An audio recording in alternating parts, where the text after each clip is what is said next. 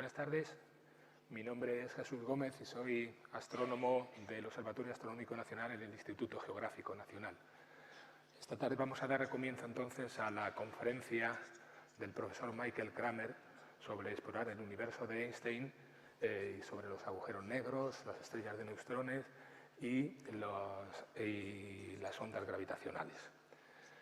Creo que en esta ocasión a mí no me cabe ninguna duda de que vamos a asistir a una conferencia excelente, porque en este caso se reúnen, a mi parecer, sin ninguna duda, los dos aspectos que se requieren para una conferencia, ya digo, que sea memorable.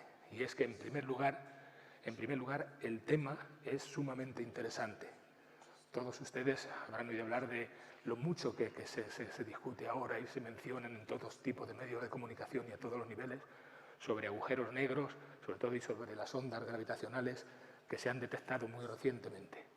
Pero he de decirle también que las estrellas de neutrones, o en concreto los púlsares, son unos objetos realmente fascinantes, tanto por su naturaleza, por las condiciones físicas de este tipo de objetos, su densidad, sus campos electromagnéticos, su cinemática, y también por otro aspecto muy importante, y es que son unas herramientas verdaderamente excepcionales para la determinación de parámetros y de condiciones relativas a la física fundamental, y nada menos que a la relatividad general. Además, son tres campos que están directamente relacionados porque en todos ellos subyace precisamente esto, la teoría de la relatividad general, una de las cosas probablemente más geniales de la física de todos los tiempos. Y por otra parte, en segundo lugar, quizá más importante, porque en esta ocasión el conferenciante es una persona de una profesionalidad extraordinaria. Debo decir que es sin duda, uno de los astrofísicos, en este caso concretamente radioastrónomos, más brillantes de la actualidad.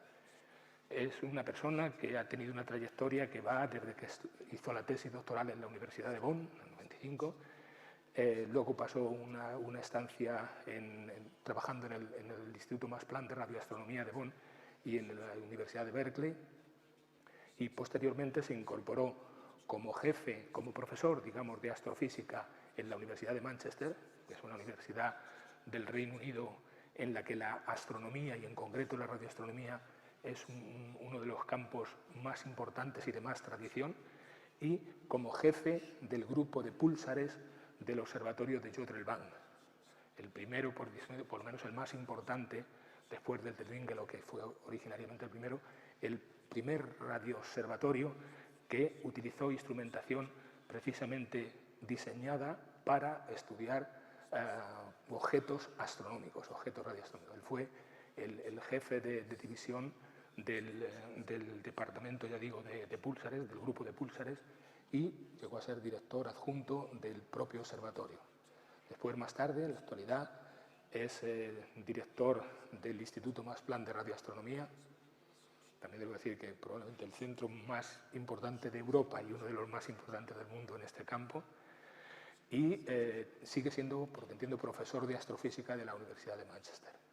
Es miembro del Comité Científico del European Research Council, del Consejo Europeo de Investigación, y a lo largo de su carrera, pues, como digo, ha obtenido muchos premios y distinciones, pues, por parte de la Unión Europea, de la Academia de Ciencias de Berlín, y recibió también la medalla Herschel de la Real Sociedad Astronómica del Reino Unido.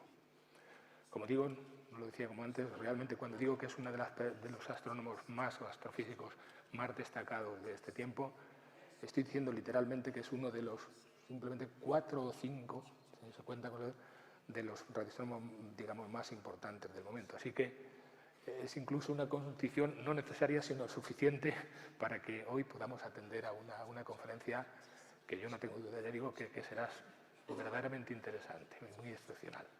Así que ya sin más dilación, únicamente decirles que al final de la conferencia se producirá un turno de preguntas en las que conviene que sean breves las preguntas para que así tenga ocasión más gente de satisfacer sus curiosidades o complementar las dudas que les hayan surgido a lo largo de la conferencia. Así que, profesor Kramer, cuando quiera.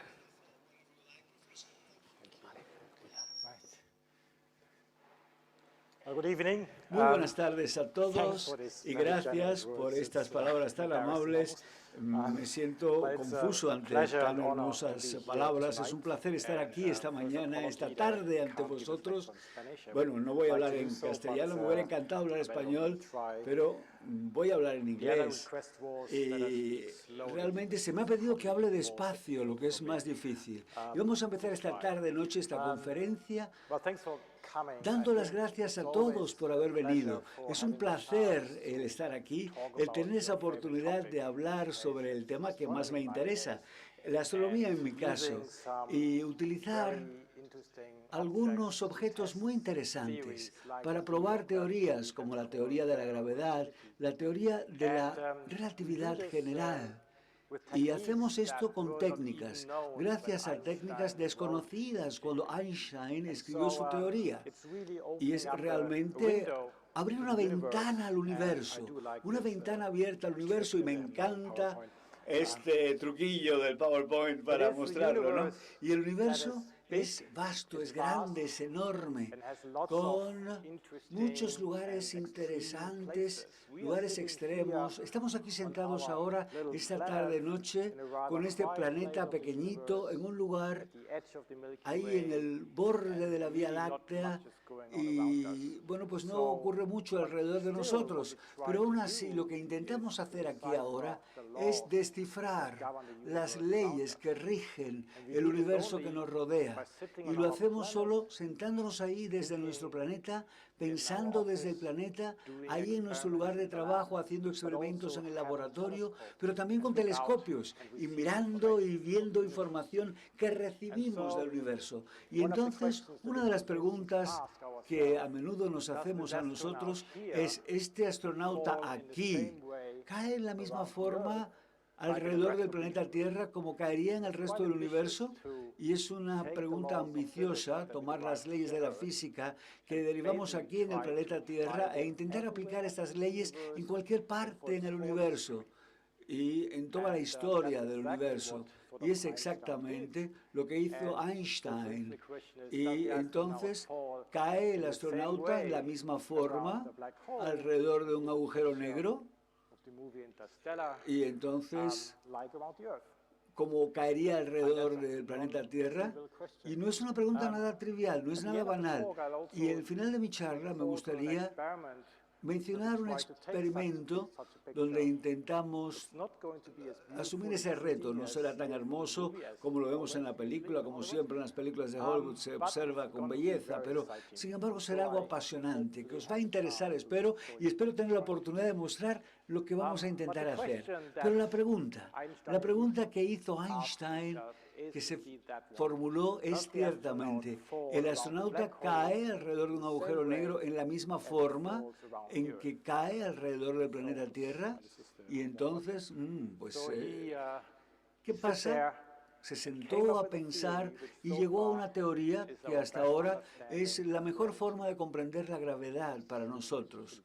Bueno, ¿y qué es la gravedad? Y vamos ahora a remontarnos unos cientos de años atrás. Y vamos a recordar el momento en que el universo se describía en la mejor forma por Isaac Newton, la teoría de la gravedad, que publicó en sus principios sobre matemática. Principia matemática, donde describió cómo el sistema solar en ese momento, cómo funcionaba. Y esto funcionó y fue así durante cientos de años, la única forma, hasta que la gente encontró desviaciones de los datos y compararon las predicciones de la gravedad newtoniana con las observaciones. Y empezaron a formularse preguntas sobre el porqué. Y luego voy a mostrar algunas de esas preguntas. Y llegó hasta el 1915, cuando surgió Albert Einstein, y en el año 1915 presentó una comprensión totalmente diferente sobre la gravedad. Era algo revolucionario comparado con lo que se pensaba antes. Y en los primeros momentos de su charla, y yo voy a intentar explicar en esta charla el por qué la gravedad newtoniana es tan diferente de la gravedad propuesta por Einstein, porque algunos de los efectos que voy a intentar probar y comparar, y lo que vamos a intentar ver, son aquellos que se derivan de las características de la relatividad general. Y vamos a empezar por Newton, la gravedad newtoniana. En la teoría de Newton, el espacio no es más que algo plano y entonces no hay problema. Hay dos fuerzas, dos masas que interactúan y básicamente es la combinación de las masas y el cuadrado de la distancia, es la fuerza que básicamente interactúa, y una masa es necesaria, en este caso, la interacción de fuerzas para interactuar con otra. Y si una masa desaparece, la otra continúa en su trayectoria y no se vería nada perturbada. Seguiría su trayectoria, continuaría su trayectoria. Pero la gravedad de Einstein es diferente, porque en primer lugar, un gran paso adelante fue que él dijo, el espacio y el tiempo están juntos, no se pueden separar, es el espacio-tiempo. Y cuando hago una experiencia, tengo que decir no solo dónde, sino cuándo hice este experimento, porque para un diferente observador en un momento del tiempo diferente, podría ser diverso, otra cosa. La masa determina también la curvatura del espacio-tiempo. Lo determina la masa. Súbitamente, el espacio se curva. Es una propiedad, la curvatura del espacio-tiempo. Y esa curvatura es como si tuviéramos esto, ¿no? Esta pelota sobre una membrana y cómo forma ese pequeño orificio, ese pequeño agujero, esa pequeña curvatura. Esta curvatura es gravedad.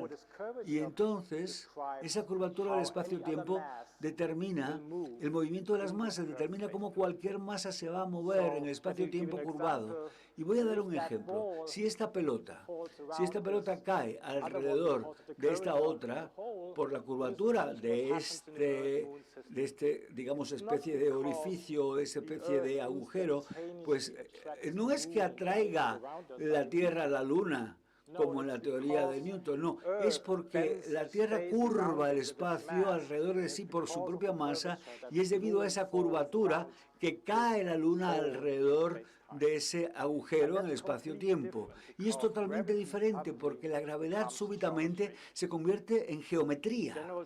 La teoría de la relatividad general describe la gravedad como un elemento geométrico, una característica, una propiedad del espacio-tiempo. Y es un punto de vista diferente porque si entonces tomamos dos masas y las dejamos que se muevan una alrededor de la otra y dejamos que se aceleren, entonces podrían producir en el espacio-tiempo como ondas, porque cuando cambia el espacio-tiempo la curvatura es diferente. Y lo que ocurre es que deja que una piedra caiga en la superficie, por ejemplo, de un estanque.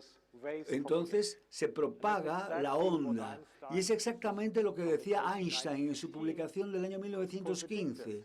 Es lo que hubo de predecir Einstein. Si las masas perturban el espacio-tiempo, esa perturbación se va a propagar en forma de ondas como las de la superficie, aparte y alejándose del sistema.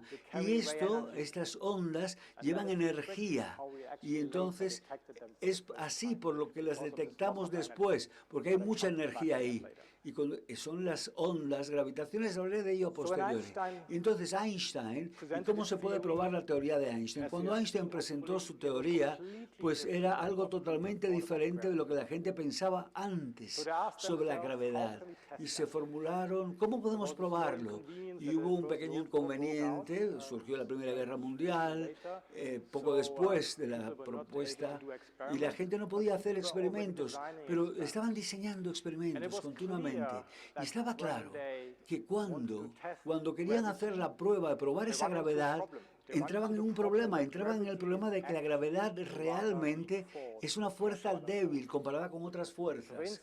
Y entonces, el hecho de que estoy aquí de pie ahora sobre este podio ante vosotros y no me caigo a través y no atravieso esto, bueno, si yo me caigo, me golpeo la cabeza y me puedo resultar herido, pero es que la interacción química, las fuerzas eléctricas entre las moléculas son mucho más fuertes que la gravedad, que me atrae y me lleva al centro de la Tierra.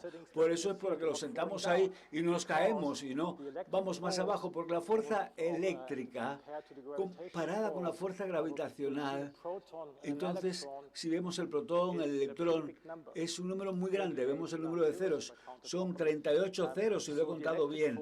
Entonces, la fuerza eléctrica es mucho más fuerte, más grande que la fuerza gravitacional. Es mucho más importante la fuerza entre el protón y el electrón que la fuerza gravitatoria. En cualquier circunstancia, pues si vemos una perturbación por la fuerza eléctrica, la forma eléctrica de verter el problema es tener un objeto que tenga mucha más masa, una masa enorme. Y voy a volver a hablar de ello a posteriori dentro de un instante, pero voy a dar otro ejemplo ahora. Si queremos producir ondas gravitacionales con masa sobre el planeta Tierra, entonces vamos a ver un atleta, el atleta quien intenta, pues, ¿cuál es la palabra de lo que es la bola esta que se lanza, ¿no? Si intentamos lanzar esa bola metálica rápidamente, la gente que se mueve, y entonces digamos que él pesa 100 kilos, el atleta pesa 100 kilos, entonces la pelota 7 kilogramos, y entonces se mueve a una velocidad de 2 rotaciones, 2 vueltas por segundo, y esto va a producir una onda gravitacional de 4 hercios, pero la energía es extraordinariamente pequeña.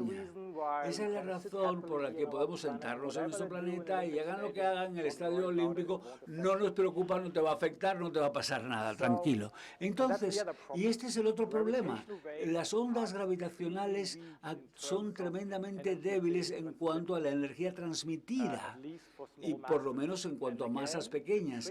Y nuevamente el truquillo es buscar objetos muy masivos, los de mayor masa, el mayor que conocemos en el universo, y lo vemos como los astrónomos, es exactamente el tipo de objeto que observamos, es los objetos astronómicos. Y si utilizamos para ello planetas, estrellas y objetos más extremos, como voy a mostrar, agujeros negros y estrellas de neutrones, que tienen masa suficiente. Necesitamos objetos astronómicos para ello, y son los que tienen pues un campo donde este pequeño número ya no tiene esa... tenemos la posibilidad de probar la gravedad. Gracias a esto, Einstein fue un hombre inteligente porque tenía la misma idea, y entonces conocía su resultado en cuanto a Mercurio, su primera prueba. Si creemos a Newton, todos los planetas se mueven en una órbita elíptica alrededor del Sol, y el Sol está en uno de los puntos focales de la elipse, pero lo que realmente los astrónomos mostraron era que la elipse realmente no es una elipse estable en el espacio, sino que se desplaza la elipse, y se desplaza a una velocidad que es, aquí vemos, es un número angular a la velocidad que vemos aquí de 574 y en esta unidad de segundos, pero es el ángulo en el cielo, y entonces por siglo. Es una pequeña cifra, pero se puede medir la precisión. Sabemos la elipse con una precisión en el espacio a una velocidad a esta velocidad. Otros planetas como Júpiter y otros. Y si tomamos en consideración todo esto, encontramos que básicamente hay unos 43 segundos sin explicar por la teoría newtoniana, el efecto newtoniano, la perturbación por parte de otros planetas que va, digamos, a achatar este efecto, y entonces hay una parte no explicada, queda una pequeña cifra no explicada, como vemos aquí, 42,98 segundos con este grado de precisión. Y un matemático francés, no sé si lo podéis leer, pero Urbain Le Verrier decía que era el resultado de otro planeta que él llamaba, y decíamos que no se podía ver porque era muy intensa la luminosidad, y le llamó a ese planeta Vulcano. Y ahora sabemos de dónde viene Vulcano, en la Guerra de las Galaxias. Bueno, pues ahí. Y entonces él intentó encontrar ese planeta Vulcano. Y realmente Urbain Le Verrier creyó hasta su muerte en que lo iba a encontrar. Pero todas las observaciones para confirmar la existencia del planeta Vulcano resultaron infructuosas. Y entonces, pues sabemos hoy día, de hecho, que no hay planeta Vulcano, ¿no?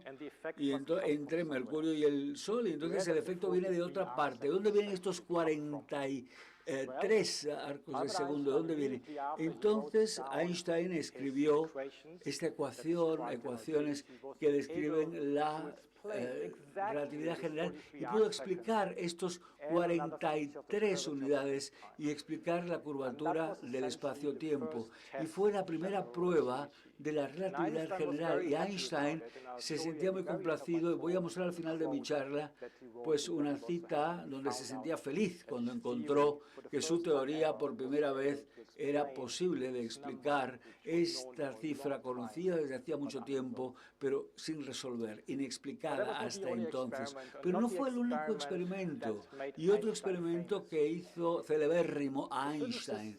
Los físicos ciertamente tomaron buena nota de que había una nueva teoría extraña, nueva, que describía la gravedad de una manera diferente, pero era capaz de explicar la precesión, como decimos, la precesión de Mercurio, lo explicaba bien. La otra idea fue también realmente algo que surgió muy pronto, y Einstein explicaba, y era otra prueba, y se lo explicaba a un colega norteamericano. Esto se lo escribió Einstein desde Zúrich, donde estuvo en 1913 antes de haber terminado su teoría, y está escrito en alemán. Los físicos en aquel momento hablaban alemán, y él explica a su colega el experimento siguiente. Si el espacio alrededor del Sol está curvado, entonces no solo va a cambiar el movimiento de la masa, sino que también va a cambiar el movimiento de la luz. La luz siempre sigue la línea más recta y la trayectoria más recta, y en este caso seguiría la curvatura o la inclinación, esa especie de agujero. Y si hay una estrella tras el Sol que manda su luz y pasa a la superficie del Sol, y debido a la curvatura del espacio alrededor del Sol, se curva esa luz y llega a la Tierra en un ángulo diferente, con un ángulo diferente del que fue emitido.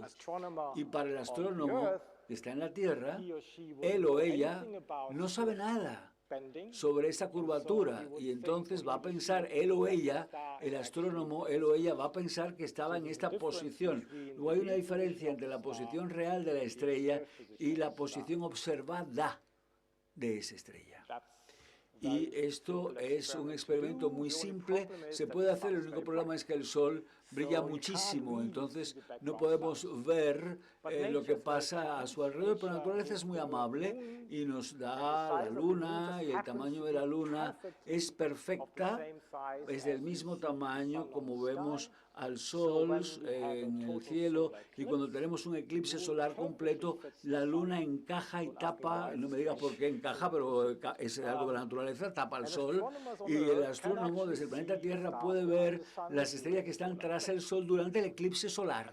Y entonces esa era la idea ideal: espérate al eclipse solar siguiente, mira las estrellas que están en el entorno, mide la posición aparente y compáralo con la posición real de la estrella, y si son diferentes, y son diferentes por este ángulo predicho por Einstein, entonces la teoría pues ha hecho una predicción correcta. Pero ciertamente el problema ha sido que empezaba la guerra, la Primera Guerra Mundial, la gente tenía otras cosas en su mente que probar la teoría de la gravedad, y realmente, sin embargo, vemos que un astrónomo muy famoso, Eddington, un enemigo de Einstein por aquel entonces, él no pensaba tanto en la guerra, y entonces él quería pues participar en negociaciones de paz con las naciones y quería probar la teoría, y él ya se había preparado una expedición de la Sociedad Real a Sudamérica y África en el 1919, después de la guerra, y fue el famoso eclipse solar de 1919, y se celebra el año que viene el primer centenario de ese eclipse solar. Durante el eclipse solar, la Luna se interpone, cubre el Sol, y vemos lo que lo rodea, el entorno. Y he presentado aquí este dibujo animado que es básicamente como la Luna, y vemos aquí la sombra se mueve, y vemos como está el eclipse, y lo vemos hacia África Occidental. El problema para los astrónomos con un enfoque óptico, porque no se había inventado otra cosa por aquel entonces. Después decidió Eddington mandar 2 expediciones, una a Brasil y la otra a África Occidental. Y esta es una imagen de la expedición que fue a Brasil, y aquí vemos la estrella, lo que observó y su posición real. Y difiere la posición real de lo medido, y difiere en la cantidad predicha exactamente la teoría de Einstein. Lo que había predicho la teoría de Einstein, difiere en esa cantidad.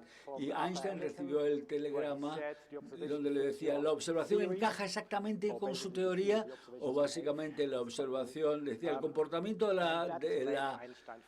de los resultados coincide con su teoría, y le dio la fama a Einstein. Esta es la primera página de un periódico neoyorquino donde básicamente el público, se le decía al público el resultado de ese experimento, y se decía que los hombres de ciencia pues estaban absolutamente impactados, ansiosos ante el resultado de las observaciones del eclipse, y que aunque las estrellas parecen estar en diferentes lugares, no va tan mal.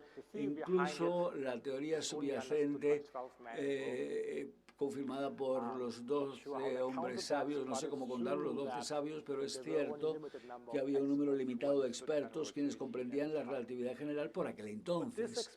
Y entonces este experimento y la forma en que se hizo, una predicción, una expedición y un resultado de la medición que confirmó la teoría, todo ello logró que Einstein fuera de la noche a la mañana celebérrimo. Pero era un ser humano, estaba feliz con esa noticia. Entonces Einstein, pues está escrito en alemán, pero él dijo, querida mamá, hoy he recibido noticias muy buenas, y en el resto de la carta le explicaba a su madre cómo esta persona del Reino Unido había confirmado su teoría, y entonces estaba tan feliz que se lo contó a su madre. Pero bueno, yo quiero mencionar un efecto más, el experimento que se realizó más tarde, pero que muestra que la teoría de la relatividad general también afecta no solo al espacio, sino también al tiempo. Y entonces, los relojes también se ven afectados por los campos gravitacionales. A los relojes les afecta el campo gravitacional. Si pongo un reloj, por ejemplo, en la superficie de la Tierra, y entonces está en el campo gravitatorio terrestre, y el reloj está ligeramente ralentizado comparado con un reloj que estuviese menos inmerso en el campo gravitatorio, por ejemplo, que estuviera volando en un avión. Otro experimento que intentó hacer esto no necesitaba dejar el planeta Tierra, pero utilizaron el truquillo, pero es otro tema, pero bueno. Y había dos personas quienes intentaron mostrarlo en un avión, y es un colega del Reino Unido, bueno, dos, Heffel y Keating, y tuvieron dos relojes. Uno dejaron en el planeta Tierra, en la superficie terrestre, y el otro en el avión. Y el avión estaba volando a gran altura, y cuando volvieron compararon su reloj atómico, y después de tomar en consideración otros hechos, confirmaron que sí, que de hecho el reloj que se había quedado en la superficie terrestre se ralentizaba, era más lento que el reloj que estaba a bordo del avión. Si vuelas durante suficientemente tiempo, pues vives menos que la gente en el planeta Tierra. Otra alternativa, si pones dos relojes atómicos idénticos, uno en la parte de abajo de la Torre Eiffel y otro arriba, al cabo de un año, los relojes, el que está arriba de la Torre Eiffel, pues va a un microsegundo diferente, un microsegundo más rápido que el que está en la superficie terrestre. Un microsegundo, bueno, es medible, pequeño pero medible hoy día. Y esto es lo que había pensado Newton, porque todos los relojes en el planeta Tierra lo hacen.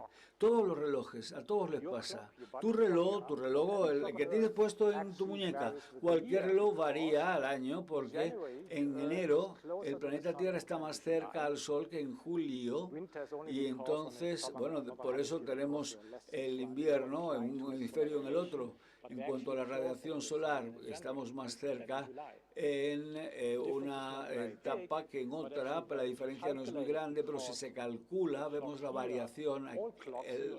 Todos los relojes que están más cerca del Sol en enero que en julio, la variación es de 1,7 milisegundos.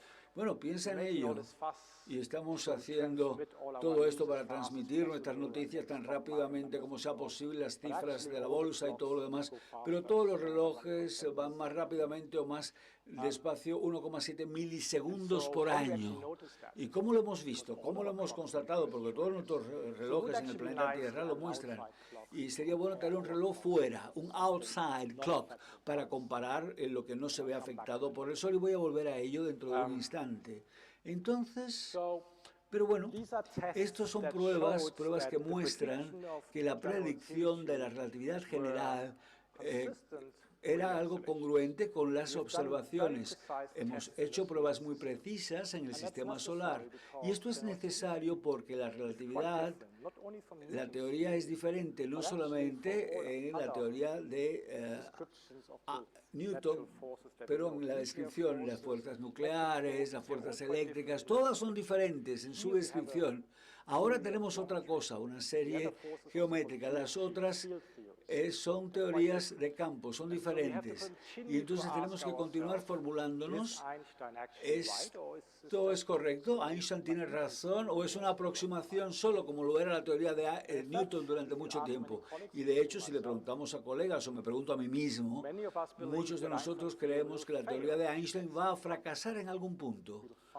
Llegará a un lugar, en algunas condiciones, en algún momento donde la teoría ya no describa ese experimento, ya no sea capaz de hacerlo. La razón por la que lo creemos es porque la mecánica cuántica es también algo muy exitoso, pero es totalmente incompatible.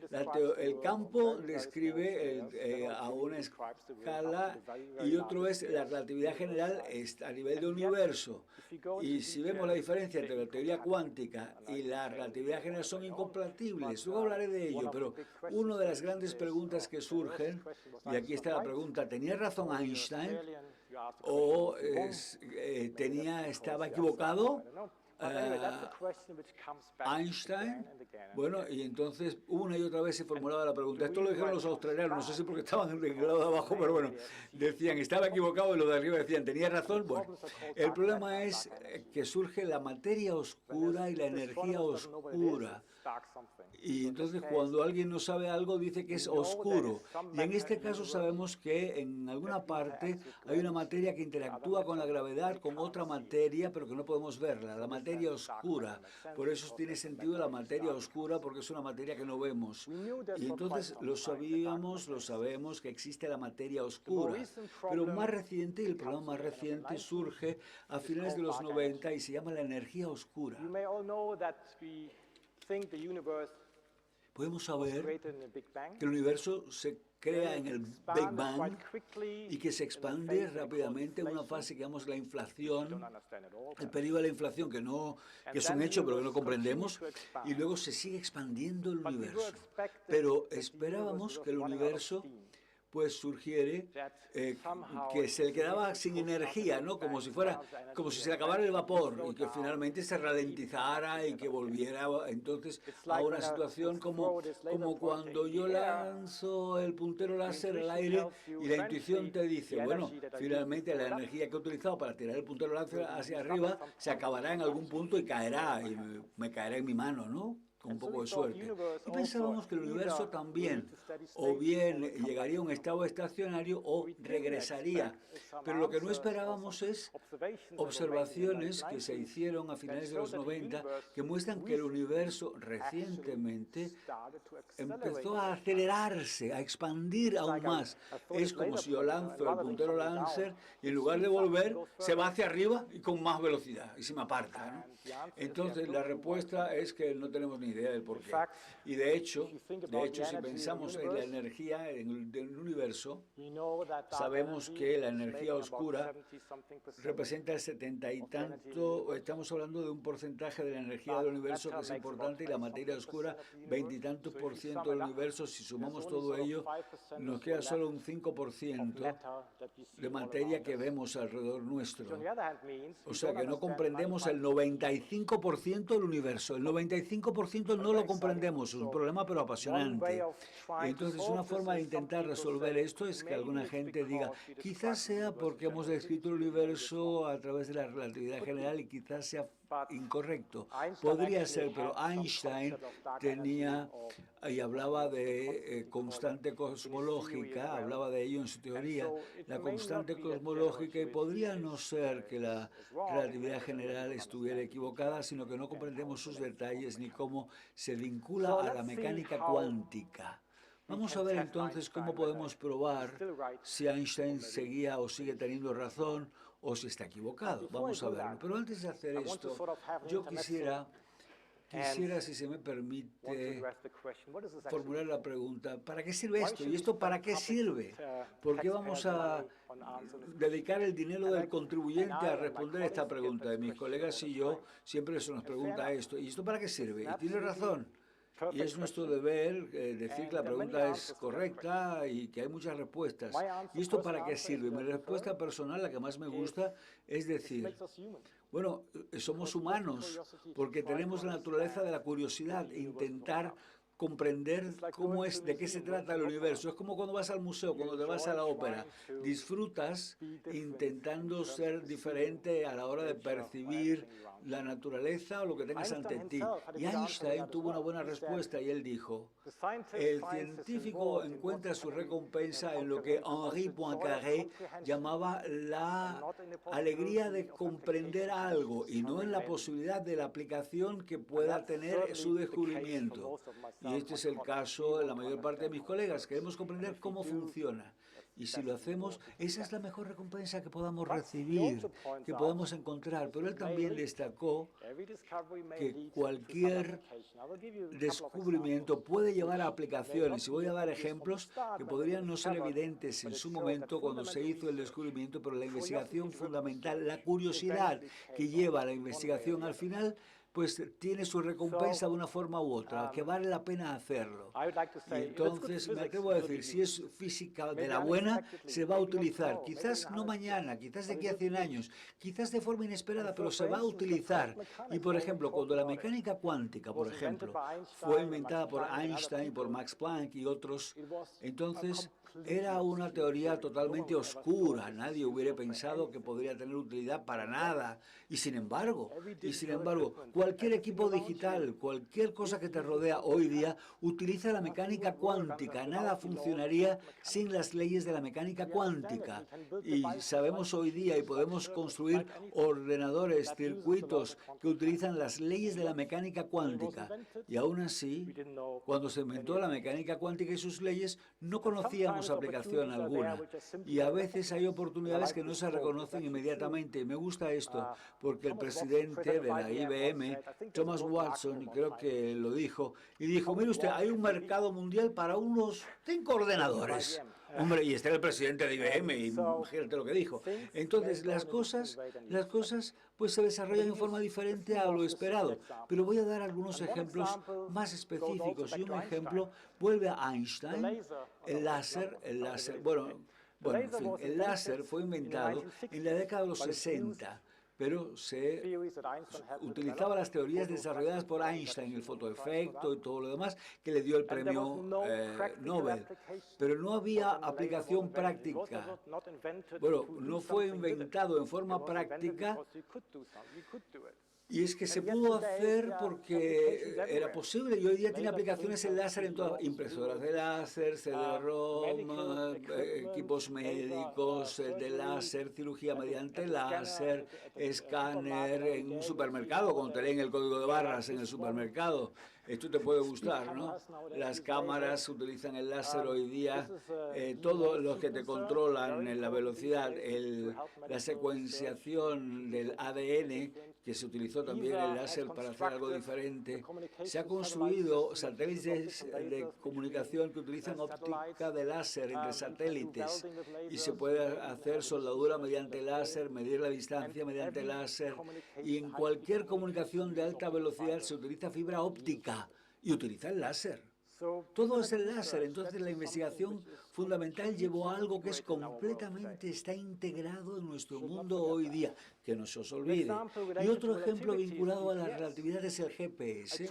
Y yo os he dicho y hemos hablado de que el reloj en el avión iba más rápidamente que el reloj que había quedado en la superficie terrestre, pero si se comprende cómo funciona el GPS, vemos que la relatividad general es muy importante para el GPS. ¿Por qué? Porque todos los GPS que recibimos reciben señales de 4 satélites diferentes para ver la localización relativa. Y entonces, todo lo que tienen es un reloj atómico, un buen reloj, un reloj muy bueno. Y este reloj manda una señal temporal a los receptores de GPS y comparando 4 diferentes informaciones, porque hay diferentes distancias y GPS sabe dónde están los satélites, se puede destacar la posición sobre el planeta Tierra con una aproximación de un error menor de 15 metros. Pero si no sabes que el reloj del satélite que está más alto que otro y que va más rápido que otro, pues te equivocarías y estarías a 40 microsegundos de error al día y te da una diferencia de 12 kilómetros. Entonces llegarías a una cita con unos 12 kilómetros de error en el lugar donde te han citado y eso sería un problema. El sistema funciona, GPS funciona gracias a la relatividad. Y otro ejemplo aún más peculiar, y yo normalmente le pregunto a la gente cuánta gente tiene un smartphone y utiliza Wi-Fi, pero hoy día todo el mundo tiene Wi-Fi y tiene un teléfono inteligente. Yo no pregunto, todo el mundo tiene smartphones, pero lo que no se sabe es que la Wi-Fi, básicamente, pues fue una invención donde los radioastrónomos intentaban ver los agujeros negros y observar. La historia viene. Stephen Hawking, que ha fallecido hace pocos días, él era celebérrimo, entre otras muchas cosas, porque hubo de predecir que los agujeros negros iban a perder energía, había una radiación, perdían energía en función del tiempo. Y los agujeros, los mini agujeros negros, pues entonces los agujeros negros muy pequeñitos que pierden energía, acorde a lo que había dicho Hawking, si fueran pequeños y pierden energía, con la radiación desaparecerían.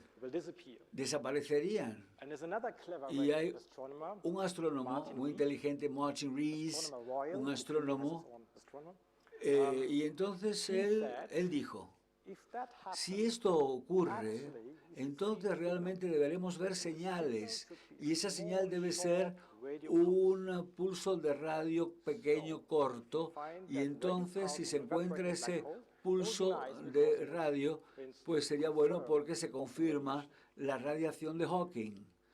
Y entonces los radioastrónomos, siempre intentando explorar y ver el ancho de banda, intentaron hacerlo. Y John O'Sullivan, un australiano que trabajaba en los Países Bajos, utilizando el radiotelescopio Vesterbroek, construyeron un dispositivo para ver esta señal de la evaporación, entre comillas, de los agujeros negros. Y la señal era quizás probablemente demasiado débil, pero lo más claro es que la señal tendría que ser detectada a partir de con mucho ruido. Y entonces llegaron al algoritmo para ver una señal que querían ver, que querían medir. Y ese algoritmo fue realmente algo que se desarrolló con el chip de transformada de Fourier. Y entonces O'Sullivan volvió a Australia y la organización de investigación, la CSIRO, hizo una patente sobre el tema y esta es la Australian Commonwealth Scientific and Research Organization, la organización de investigación científica del Commonwealth australiano, pudo destacar y ver de muchas reflexiones y ver cuál era la buena descartada de la mala. Y así es que nos podemos conectar a Wi-Fi. Gracias a esto podemos conectarnos con el teléfono inteligente. Y hace un par de años ya teníamos más de 10.000 millones de dispositivos en el mundo. Y esto simplemente porque alguien quería ver los agujeros negros y quería estudiarlo, y un radioastrónomo. Cuando alguien está ahí mandando un correo electrónico y tiene su tacita de café al lado, que piense en esto, que piense en Wi-Fi, en el Wi-Fi y cómo surgió de esto, de querer ver este estudio por parte de los astrónomos. Y es interesante los que hacen investigación fundamental, da resultado, da ideas, quizás no mañana, quizás el día de pasado mañana, pero sí habrá algo fundamental para toda la sociedad a partir de ahí. No se sabe qué es, pero será una sorpresa. Y entonces volvemos a la ciencia ahora. Bueno, y lo otro también era ciencia, pero es diferente. ¿Y qué pasa con la relatividad general? ¿Cómo se puede probar? Os he dicho que, bueno, Mercurio vale, el Sol de acuerdo, pero el campo gravitacional en el sistema solar es débil. Lo que queremos tener es un objeto de un gran campo gravitatorio, un gran campo gravitacional, mucho más que lo que puede tener el Sol. Y la respuesta a esto son las estrellas de neutrones y los agujeros negros. Voy a empezar con las estrellas de neutrones porque son más fáciles de observar. Y además porque me encanta el tema y empiezo por las estrellas de neutrones. Entonces, el origen, el nacimiento de una estrella de neutrones. La estrella de neutrón nace, la estrella de neutrones al final de la vida de una estrella de gran masa, de enorme masa. Y aquí, por ejemplo, pues debíamos estar en el Sol debía estar en el centro, o sea que debía ser la flechita en el otro sentido. Perdón, lo voy a dejar para que me preguntara, pero bueno, es un error de la diapositiva. Bueno, la estrella produce, es el surgimiento de la estrella de neutrones. La estrella que lo produce tiene 20 veces la masa del Sol y es mucho mayor en cuanto a masa. Y esta estrella se queda sin combustible porque, bueno, pues hay una fusión nuclear que produce energía, la energía mantiene el equilibrio con la gravedad, pero una vez que se acaba el combustible, la gravedad gana, vence la gravedad, al final la gravedad vence siempre y la estrella se colapsa. Y cuando algo así ocurre, y lo vemos a distancia, la estrella entonces eventualmente colapsa y entonces todos estos electrones y protones van al centro y se convierten en una estrella de neutrones y esto, la parte exterior, lo que llega al centro, súbitamente se encuentra con algo sólido, la estrella de neutrones, y entonces sale la explosión hacia el resto del universo y le llamamos a esto la supernova. La explosión y la supernova. Y la supernova produce una gran cantidad de material y todo el hierro que tenemos en la sangre viene de una explosión de una supernova, que fue lo que se produjo en el interior de la estrella y ahora sale al espacio exterior y cada vez que uno de vosotros tiene, pues todo el mundo hierro, pues tenemos un remanente de estrella en nosotros, el hierro. Y aquí tenemos la imagen de la nebulosa del Cangrejo. Y en la nebulosa del Cangrejo hacemos un zoom, nos acercamos y es muy interesante este objeto, vemos el aspecto que tiene y entonces si realmente tenemos una cámara, un telescopio óptico que puede observar esta resolución, tiene este aspecto, lo vemos así. Entonces esto es una estrella ordinaria, pero esta otra no, claramente no. ¿Y qué es? Entonces es como si fuera un faro cósmico, Cosmic Lighthouse. Tiene un haz en una dirección particular, como el haz de un faro cuando está rotando, y entonces va hacia, es como se apunta hacia ti, y vemos de esta manera, pues, este efecto. Y la estrella de neutrones está aquí, es pequeña, solo pues lo que va quedando de la estrella, 20 kilómetros, y tiene un campo magnético muy fuerte, y entonces está el haz que vemos aquí, y a medida que el haz va hacia tu radiotelescopio, ves un pulso. Ves el pulso en ese momento, cuando apunta hacia un radiotelescopio. Y es algo muy bueno que nos da la naturaleza porque de esta forma es un reloj muy estable a la vez. Y lo voy a explicar en lo que sigue.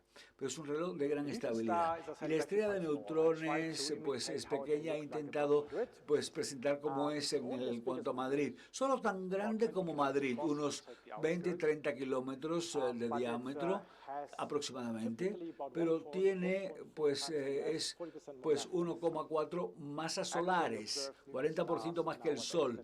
Las estrellas de neutrones llegan a tener 2 veces la masa solar. Y se condensa todo esto está condensado en un radio de 20 a 30 kilómetros de distancia. Es realmente muy denso, tremendamente denso. Es pequeñito, no se esperaba ver, incluso las estrellas en neutrones fueron presentadas en la década de los 30, nadie esperaba que fuera visible porque son muy pequeñas, pero debido a la emisión de radio hemos encontrado en Cambridge, en el 67, un estudiante que lo pudo ver. Y hoy día, otro descubrimiento inesperado lo vemos aquí. Los púlsares son casi agujeros negros, pero sí tienen densidades extremas muy densas, 10 veces la densidad nuclear, y es importante, y tienen campos magnéticos extremos que puede ser 1.000.000 de veces más fuerte que el mejor imán que podamos producir en el planeta Tierra. Y si conectamos el imán, pues hay una disrupción por las fuerzas tan enormes.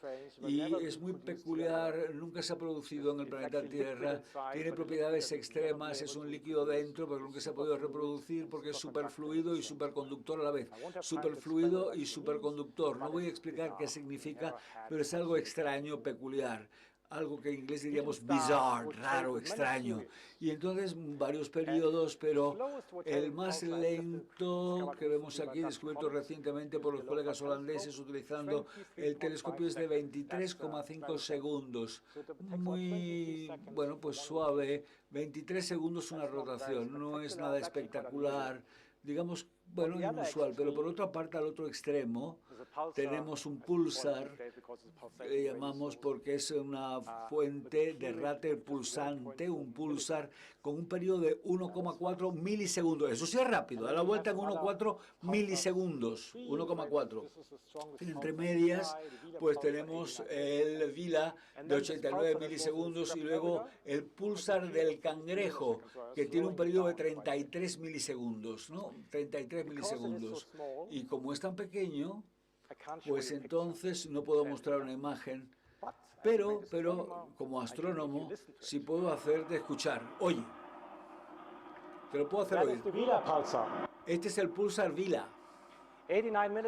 89 milisegundos. Cada 89 milisegundos hay un pulso. Cada 89 milisegundos hay una rotación de esta cosa que es tan grande como Madrid, pero que contiene 40% más masa que el Sol. Si vas al pulsar del Cangrejo es 3 veces más rápido. 33 times a second. 33 veces por segundo, y si vamos a ir más rápido, pues entonces el cerebro no puede separar ya los pulsos porque es demasiado rápido. Es un tono constante, que vemos aquí, un tono constante entonces. Y este es el momento en que hay que pensar en la física de todo esto, porque yo, bueno, pues estoy hablando de rotaciones por minuto, y me gusta presentarlo y decir que 2,6 lo puedo hacer, ¿no? 2,6 por minuto lo puedo hacer, pero si quiero compararlo con la lavadora, miras tu lavadora y la pones en forma rápida y puede hacer pues 1.600 rotaciones por minuto, muy rápida, ¿no? La lavadora. No sé quién puede comprarse un coche de este tipo, pero el motor hace 20.000 rotaciones por segundo, el cochazo, ¿no? Pero eso es bien, pero no es nada comparado con lo que hace la madre naturaleza, porque este pulsar va a más de 40.000 rotaciones por minuto, y esto es algo que es tan grande como una ciudad. La velocidad del Ecuador es muy rápida, es una fracción significativa de la velocidad de la luz, y la aceleración gravitacional que tiene que tener para compensar es enorme, lo vemos aquí. No se recomienda entrar ahí, y finalmente si estuvieras en una estrella de neutrones no durarías mucho, y entonces cualquier cosa de un metro de altura pues tiene la velocidad de 8 millones de kilómetros por hora al cabo de un microsegundo. Al cabo de un microsegundo, 8 millones de kilómetros por hora. No se recomienda aterrizar ahí, pero bueno, lo bueno de todo esto es que es como una especie de rueda. Los púlsares son como una especie de rueda volante rotando con una gran masa, y los púlsares son relojes muy excelentes, fantásticos, súper precisos, mejor que el mejor reloj atómico sobre el planeta Tierra, y podemos utilizarlos como herramientas. Y lo que hacemos es sentarnos con el radiotelescopio, nos sentamos aquí con el radiotelescopio y observamos, digamos, un púlsar orbitando alrededor de sus compañeros, y vemos cómo se mueve uno al lado del otro y cómo caen en el campo gravitatorio de la galaxia. Y ahora hablamos de 2.600 radiopúlsares y 10% con este compañero, y cuando cae se puede comparar con la predicción de la teoría de la gravedad. Y de esta forma es un experimento muy sencillo, y lo que básicamente hacemos como experimento simple, un experimento claro, es medir la posición del púlsar en su órbita alrededor del centro de masa. Digamos que este es el púlsar, y debido a que se está moviendo alrededor del centro de masa, en algún momento está más cerca de ti, a veces está apartado de ti. Pero cuando está más cerca de ti, la señal del púlsar necesita menos espacio, y entonces lo vemos de esta manera. El púlsar, cuando se va apartando, tienes que tomar una distancia extra, y el púlsar lleva más tiempo en llegar, y entonces, dependiendo de la variación del tiempo de llegada, se puede destacar la posición del púlsar con una precisión de 30 metros o mejor en su órbita. Y entonces esto podemos dar la precisión de la órbita. El único problema es que el púlsar, a pesar de lo que se ha oído, es débil, pero esto es una excepción. Vemos que el sonido es débil. Aquí tenemos el telescopio de 100 metros, tan grande como un terreno de fútbol, es el más grande en Europa. Si recogemos toda la energía desde que existe el universo, con ese telescopio toda la energía se recogería, y es suficiente simplemente para encender una bombilla un segundo. Entonces necesitamos telescopios muy buenos, tremendamente buenos, para hacer la experiencia, y por eso es por la que, bueno, pues no todos pueden hacerlo. Necesitamos los mejores telescopios para poder lograrlo. Y la primera vez que se hizo como experiencia fue en el año 74, cuando dos colegas, Taylor y Hulse, encontraron el primer púlsar binario, evidencia o prueba de las ondas gravitatorias o gravitacionales, y utilizaron el telescopio que conoceréis, de GoldenEye, que estaba lleno de agua, y el telescopio celebérrimo. Encontraron un púlsar que orbitaba con su compañero, y recordad lo que os dije al inicio, produce ondas gravitatorias, y con esta onda gravitatoria la energía sale del sistema estelar, y cuando sacamos energía de un sistema binario, entonces se encoge, y esto básicamente es tal que no se puede leer, pero es un cambio a medida que va cambiando el momento de llegada. Vemos que van en función del tiempo. Esto no es muy bueno, pero lo que ocurre es que esta otra pantalla quizás sería mejor, pero bueno, no se ve muy bien.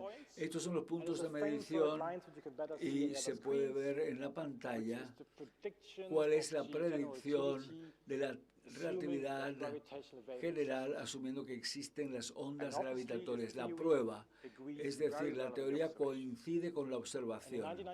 Y en el año 93 ellos recibieron el premio Nobel por la primera prueba de las ondas gravitatorias, de la existencia, en una forma indirecta, pero una prueba, una evidencia. Hoy día tenemos mejores sistemas, mejores que esto, y este es un sistema que con el telescopio australiano en el 2003 lo descubrimos, y ahora se ha observado con todos los otros telescopios en el mundo.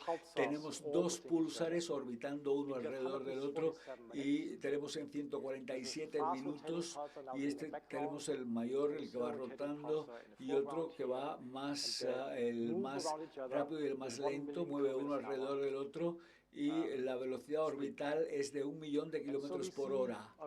Y vemos muchos de estos efectos que ha sido predicho por la relatividad general, la precesión, como vemos aquí, orbital, 3 millones de veces mayor que la de Mercurio, 3 millones de veces superior a la de Mercurio.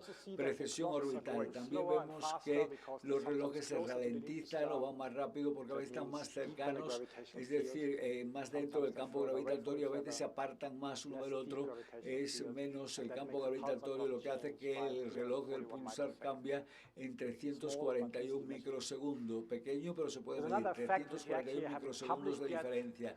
No se ha publicado todavía, pero vemos que la órbita ya no es una elipse, olvídate de la precesión, es realmente algo que se deforma y vemos que es algo que se esperaba, pero se ha visto por primera vez en forma excelente.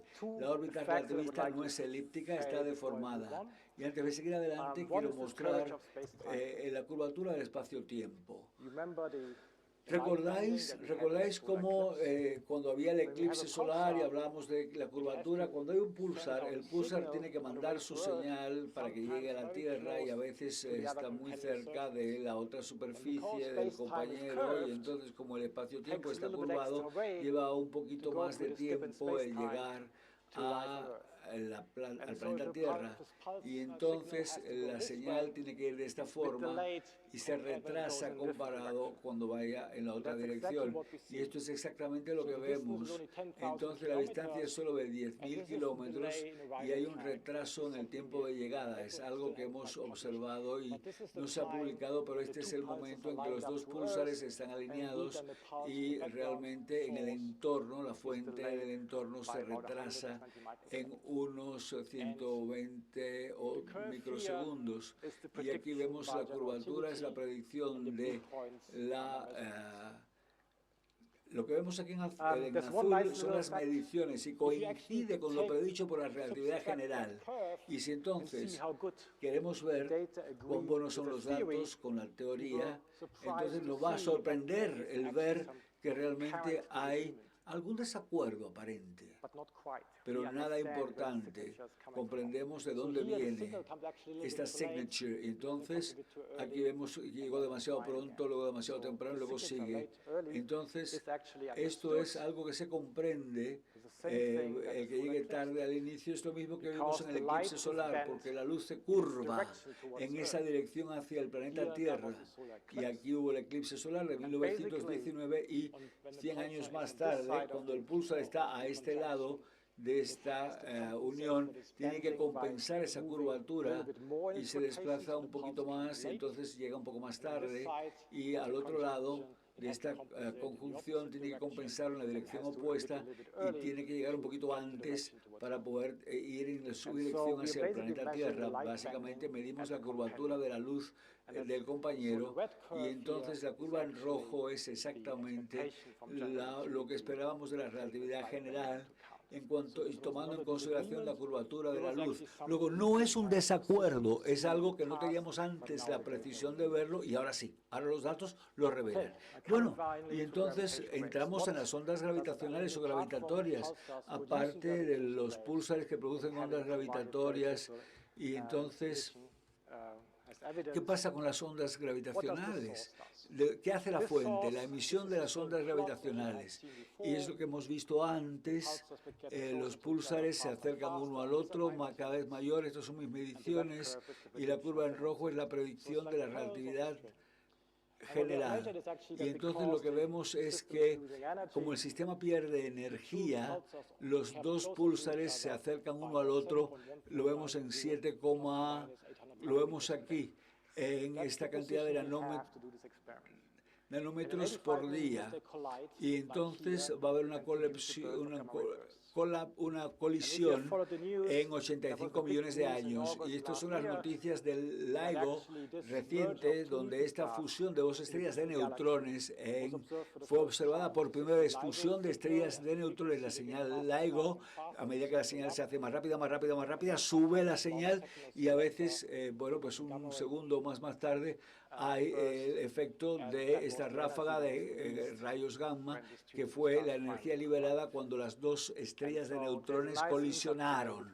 Y esto es maravilloso. Vemos lo que hemos observado nosotros y lo que observó LIGO, y está en concordancia. Y LIGO también, por supuesto, es un experimento maravilloso, especial, porque por primera vez ha detectado las ondas gravitatorias directamente sobre el planeta Tierra.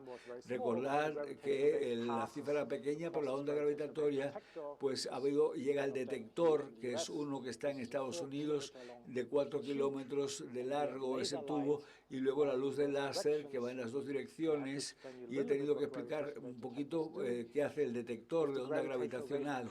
Si la onda gravitacional pasa sobre el detector, lo que hace es que comprime el espacio-tiempo en una dirección y en la dirección opuesta lo alarga. Y en el siguiente momento lo opuesto, lo estira en una dirección y lo comprime en la otra. Y entonces lo hace, como lo vemos aquí, en un patrón regular, sistemático, regular, lo mismo. Significa que los brazos del detector es como si se alargaran y se encogieran, alargaran y encogieran de esta manera. Y entonces se utiliza el láser, vuelvo a hablar del láser aquí, para medir la distancia entre el punto central y la imagen especular, el espejo, y se puede medir el cambio en el brazo causado por esta onda gravitatoria. Si la detectamos sobre el planeta Tierra, el efecto es tan pequeñito, es menor que la presión de los fotones del láser que van hacia el espejo, pero debido a las técnicas utilizadas, entonces se puede aislar el efecto y se puede detectar.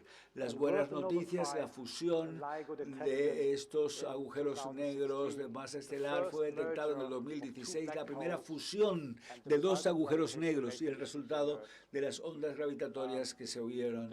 Y entonces una nueva ventana hacia el universo. Le dieron el premio Nobel por la observación directa de las ondas gravitacionales utilizando LIGO, y no fue el primer evento, por supuesto, porque ahora hay muchos más casos, no fue el único, hay muchos más fusiones de agujeros negros.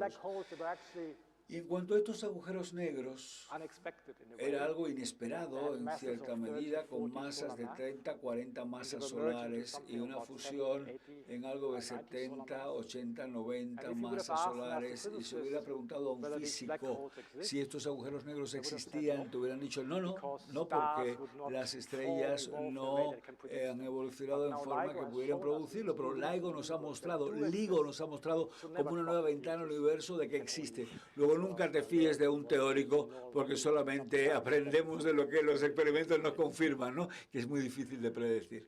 Bueno, y entonces, como la luz, en el espectro óptico, que es una parte del espectro electromagnético, de la misma forma tenemos la longitud de onda, como sabemos, infrarrojo, lo que vemos con radio. Tenemos un espectro completo de radiofrecuencia que podemos ver diferentes fuentes en el cielo, y como los radiotelescopios observan púlsares y los telescopios ópticos observan estrellas, nosotros podemos utilizar diferentes técnicas para observar diferentes fuentes también en el espectro de ondas gravitacionales. Y LIGO realmente lo que ve, como el planeta se está moviendo todo el tiempo, nunca podrá medir cosas por debajo de 20 hercios, porque la Tierra se está moviendo todo el tiempo, produce ruido y destruye la señal.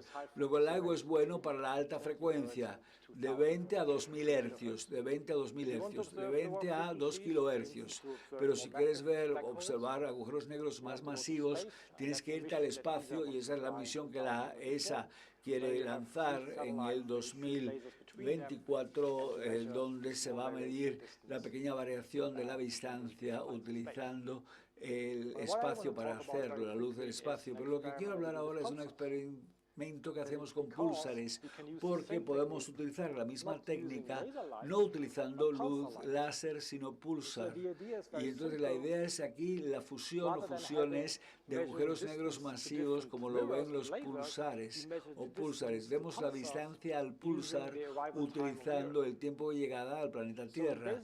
Entonces, lo que tenemos aquí es pues un detector tan grande como la Vía Láctea, pero si la onda gravitatoria pasa, este es el planeta Tierra, y aquí tenemos el púlsar. A veces el planeta Tierra está más cerca de un púlsar y llega primero, luego más tarde, y viceversa. y en este efecto de expansión y compresión, que es lo que intentamos detectar, como vio LIGO. Y si nos preguntamos entonces qué fuentes se pueden observar, bueno, pues estos son los grandes agujeros negros, los grandes, los mayores del universo, los más grandes. Estamos hablando del centro de las galaxias, y cuando se fusionan, y nosotros creemos que todas las galaxias son el resultado de la fusión de galaxias más pequeñas, y cuando ocurre esto tenemos dos agujeros negros en el centro de la galaxia, y que la forma nuevamente es un sistema binario que nuevamente produce ondas gravitatorias que se van a propagar a lo largo del universo y que finalmente llegan al sistema solar, y que los púlsares, y de esta forma, mediante la medición del tiempo de llegada de estos púlsares al planeta Tierra y cómo se ven afectados por las ondas gravitatorias, podemos ver qué pasa y ver cuán a menudo ocurre esto a lo largo de la existencia del universo. Y de hecho realmente sigue sucediendo porque sigue sucediendo hoy día. No hay que tener miedo, pero la Vía Láctea está en colisión con la nebulosa de Andrómeda, con la galaxia de Andrómeda. Estamos a 2,5 millones de años luz, pero nos acercamos a unos 430.000 kilómetros por hora, o en 2.000 millones, será interesante, de años. No es que me preocupe, pero bueno, en 2.000 millones de años va a haber este problema, esta colisión. Luego hasta aquí ocurre. Bueno, no, y voy a terminar con unos experimentos en curso, y yo confiaba al inicio poder mostrar algunos resultados, y entonces, pero estamos analizando datos, pero me gustaría explicar, si se me permite, el experimento. Y un agujero negro supermasivo en el centro de la Vía Láctea. Nunca se ha visto el agujero negro. Tenemos datos del LIGO, donde podemos medir algunas de las propiedades, las masas, pero realmente sería bueno tomar una imagen y entonces decir, bueno, el agujero negro absorbe la luz, ¿cómo lo hacemos? ¿Y a dónde miramos? ¿Qué miramos? Y hay un agujero negro en el centro de la galaxia, en este caso de la Vía Láctea. Aquí tenemos la imagen óptica, vemos el centro galáctico, pero a medida que nos acercamos y vamos a frecuencias más bajas, y entonces hacemos un zoom, nos acercamos y llegamos a un objeto que por el momento no se puede ver. Por el momento con la luz, el enfoque óptico no lo vemos, pero tenemos aquí estrellas, por ejemplo, como vamos a ver en lo siguiente, que orbitan, y vemos aquí, en este caso, en una forma sistemática, que van alrededor de objetos no vistos, y podemos determinar la masa del objeto no visto, y tiene una masa de 4 millones de masas solares, 4 millones de veces más pesado que el Sol. Tiene que ser muy compacto y no hay otra forma. Tiene que ser un agujero negro. Es el mejor y el más masivo de los agujeros negros. Lo hemos visto en Múnich con unos colegas que observaron las estrellas y cómo orbitaban alrededor de estos agujeros negros de gran masa, de supermasivos, en el centro de la Vía Láctea. Y entonces vemos que hay un objeto. Esto, por supuesto, ahora es una animación que tiene este foco orbital, y cada estrella en la película está moviéndose alrededor de él. Y esto que vemos aquí es una estrella llamada, bueno, no es nada imaginativo, pero se llama S2. Y S2 orbita alrededor de este objeto aquí, que es un agujero negro. Entonces sabemos que hay un agujero negro masivo en la galaxia, lo sabemos, y entonces es enorme, está cerca, y vamos a sacar una imagen. Y la razón por la que, bueno, si pudiera tomar una imagen, no es por el agujero negro, sino es que no se puede tomarlo enfrente a el entorno brillante, la fuente brillante, y ese entorno brillante es un plasma que está alrededor del agujero negro y que entra y cae en el agujero negro, con lo cual produce mucha radioemisión, emisión de radio tan brillante que sí la podemos ver. En ese caso sí podemos verlo, y la idea es sencilla. La idea entonces es que no vemos el agujero negro como tal, sino que vemos su sombra, entre comillas, esa, entre comillas, sombra del agujero negro al fondo de este gas brillante que se forma y que entra, y esto está en un disco, es ese agujero negro enfrente a este disco brillante de gas caliente, y de esta forma podemos ver el agujero negro contra esa luz del entorno. Y bueno, como va simplemente también a curvar los fotones, tiene ese halo tan peculiar, y el experimento simplemente es ver el radio, tratar de tener suficiente resolución para tener una imagen grande y buena, y luego ver si podemos ver algo de este tipo, que sería la prueba de la sombra, entre comillas, del horizonte de eventos frente al gas caliente. Y se llama Telescopio de Horizonte de Eventos, EHT, y buscamos fondos para tener esta experiencia con el Centro de Investigaciones Europeo, y se llama Black Hole Camp, BHC. Pero vamos a hablar primero de la imagen. La imagen tenemos esta fuente de radio, la energía del gas que sale del gas que entra en el agujero negro, pero es algo que está borroso a frecuencias bajas. Es como cuando tú estás en una noche de bruma y ves la luz de los focos que parecen mayores porque están ahí, la luz se refleja y llamamos la dispersión por las moléculas de agua de esa niebla. Como cuando caminas en la niebla, sabes que la bombilla es más pequeña, pero te parece mayor porque tiene un halo alrededor y te parece mayor. Pues lo mismo ocurre aquí, es exactamente el mismo efecto. Aquí la luz aparece con una dispersión alrededor de ese agujero negro en este medio interestelar, y lo que queremos hacer es eliminar la niebla. ¿Y cómo vamos a hacerlo? Buscando una radiofrecuencia más alta, porque entonces el efecto es tal que si buscamos frecuencias tan altas como 220 gigahercios o 1,3 milímetros, por ejemplo, para los expertos, entonces básicamente vemos la fuente con sus dos lados, y por eso hay que ir a altísimas radiofrecuencias. No es fácil, es eliminar la niebla, pero necesitamos por tanto los mejores telescopios, los más sensibles, y que sean telescopios superficies muy lisas para poder hacerlo, y este es el reto tecnológico. Por esto no era posible hasta hace muy poquito el hacer este experimento. Y también necesitamos, por supuesto, una buena resolución. Y la resolución te la da el tamaño del telescopio. Un telescopio normal, como el de 100 metros, no es suficiente.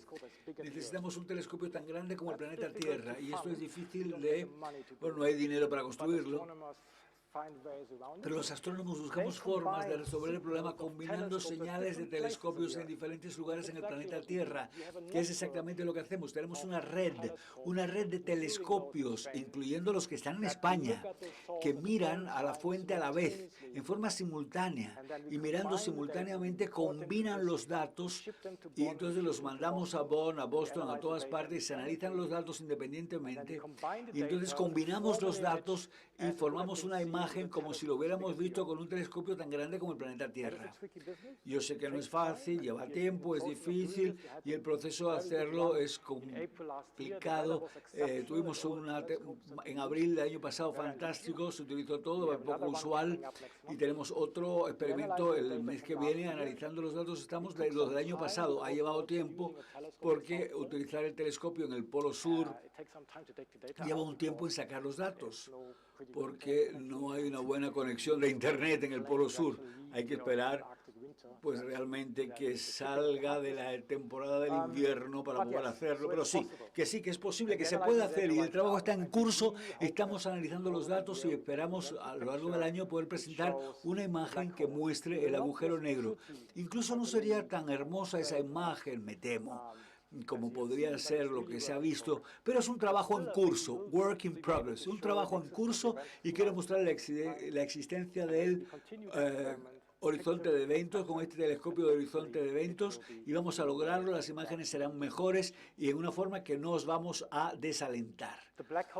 El Black Hole Camp, esta cámara de agujero negro que combina toda la información, es un proyecto que sigue adelante, y nos hemos formulado la pregunta, Falke, Kramer y Luciano Resola en Frankfurt, nos hemos preguntado qué sería bueno tener, aparte de la imagen, porque la imagen realmente depende de la orientación del disco, del gas, de ese disco gaseoso, y no sabemos esto todavía.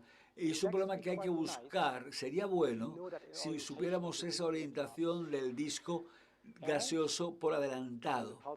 Y como astrónomo, experto en púlsares, nos dijimos, ¿y por qué no encontramos un púlsar alrededor de ese objeto? Y entonces vemos cómo cambia la órbita debido a la interacción con el agujero negro. Puedo decir entonces cuál sería la orientación del disco del gas, del disco gaseoso, que podría utilizar para el modelo y poder perfeccionar las imágenes y hacer pruebas maravillosas sobre la descripción y sobre la relatividad general. Todavía no hemos encontrado uno, el tipo de estrella de neutrones, hay alguna cercana, pero no es lo suficiente, seguimos buscando, intentamos encontrar algo, estamos a la búsqueda de algo, no lo hemos hecho, pero la imagen es algo que va a funcionar y combinando la información, me salto esta parte, podemos entonces sacar las propiedades del agujero negro y cómo se describe en la relatividad general. Los agujeros negros pues parecen sencillos, pero bueno, realmente hay que utilizar toda la información midiendo la masa y el spin, cualquier otra propiedad, entonces se podrá predecir y midiendo con un pulsar se puede hacer y esperamos poder confirmar este conocimiento. Pero bueno, me debíais invitar la próxima vez que os contaré el final de la historia con nuevas imágenes y espero compartir. Estamos a medio camino, tengo la mitad de las imágenes, pero no queremos dar grandes noticias, sino buenas noticias. Y entonces lo intentamos con todas nuestras fuerzas. Y quiero terminar entonces, si se me permite, brevemente, citando dos cosas. Simplemente, una de Richard Feynman y otro ganador del premio Nobel famosísimo que dijo en una ocasión, nosotros no sabemos cuáles son las reglas del juego. Todo lo que podemos hacer es ver el juego. Por supuesto, en el caso del astrónomo, si lo vemos el juego durante mucho tiempo, podríamos eventualmente comprender algunas de las reglas del juego. Las reglas del juego es lo que hablamos y decimos física fundamental. Y entonces vuelvo a la primera diapositiva. Lo que vamos a hacer es estar sentados y ver el juego.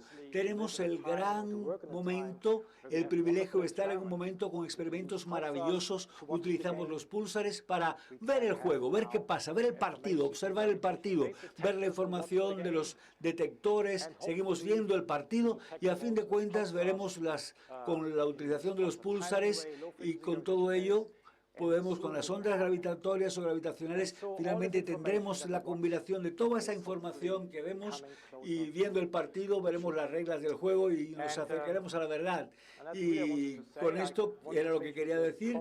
Quiero pues citar lo que dijo Einstein cuando descubrió que su teoría podría explicar la precisión de la órbita de Mercurio y dijo, llega con una precisión pedante de la astronomía a vuestro rescate, lo que se había ridiculizado con el silencio tan a menudo en el pasado. Me hubiera encantado que Einstein hubiera visto los púlsares, las ondas gravitacionales y que hubiera visto la imagen del horizonte de eventos y del agujero negro, pero realmente su teoría, en todo ello, su teoría fue inventada, fue creada, es la mejor palabra, y cuando todo esto no se sabía ni que existía, y sin embargo su teoría sigue siendo la mejor teoría hasta el momento, no hemos encontrado un error, no hemos encontrado un problema, y entonces el futuro quiere ver si Einstein tiene razón o está equivocado, y con ello os doy las gracias por vuestra amable atención. Muchas gracias.